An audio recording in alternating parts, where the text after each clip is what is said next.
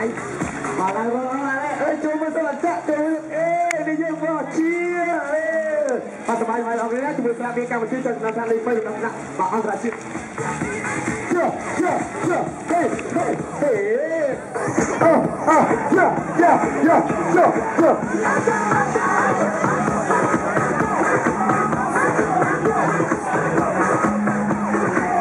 bà mình trái bóng tụi đấy và đeo bên đó thằng nó phải lỗ phổi mà chưa có đẹp đâu mà chạy chui chúng ta chúng mình đang toàn tô và chi cho mình là điên phần hai của đội tuyển